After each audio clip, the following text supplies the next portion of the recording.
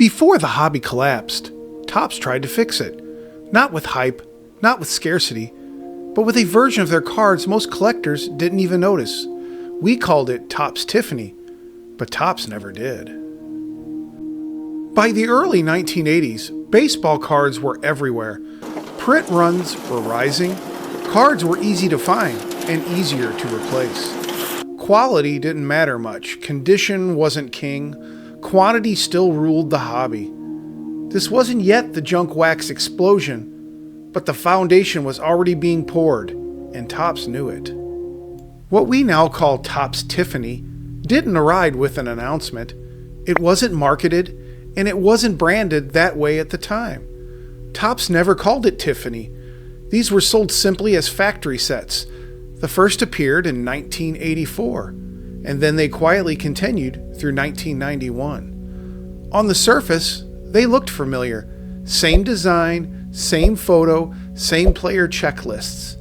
But the difference was physical. Brighter white cardstock, a smoother, glossier finish, sharper image clarity. Side by side, the difference was obvious if you knew what to look for. Unlike regular Topps cards, these weren't sold in packs. They weren't widely stocked in stores. Most were distributed through mail order or select dealers. This wasn't about creating a chase, it was about controlling quality. The name Tiffany came later, a collector term, not a Topps brand, hinting towards the Tiffany Jewelry Company. It became shorthand for the higher quality version. A way to separate these factory set cards from standard Topps issues. Topps wasn't trying to create a premium line.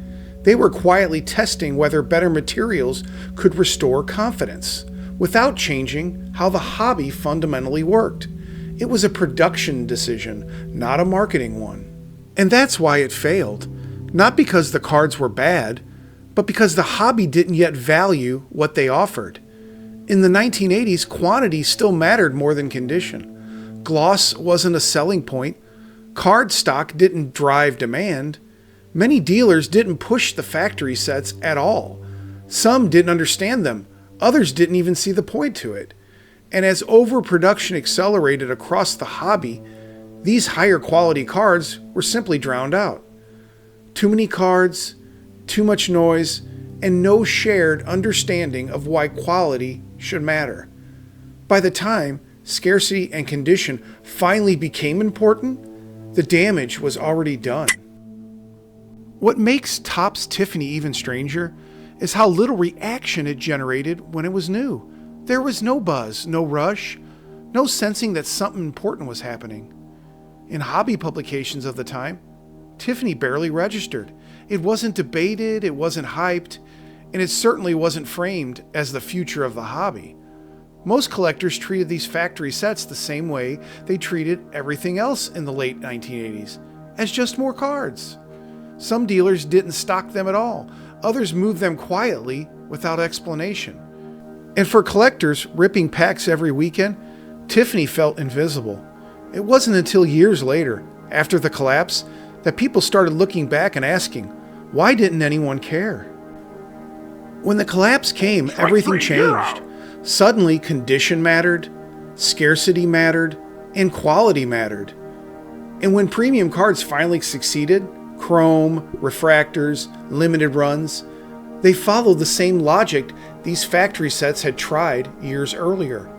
What we call Topps Tiffany didn't save the hobby, but it did teach it something essential, that trust can't be mass-produced.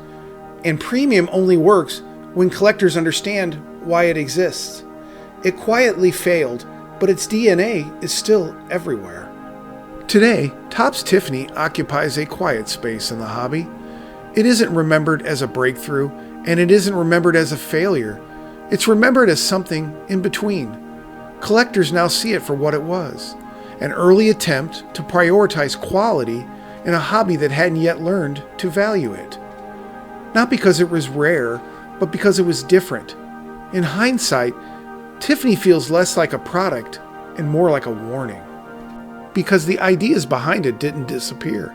They waited. And when the hobby finally broke in the 1990s, those same ideas came back, louder and sharper and impossible to ignore. Topps Tiffany didn't save the hobby, but it quietly predicted what it would become. You know, sometimes history doesn't reward the first attempt. It just remembers it. Thank you so much for watching today. And if you enjoy stories like this, subscribe as we continue to go beyond the cardboard.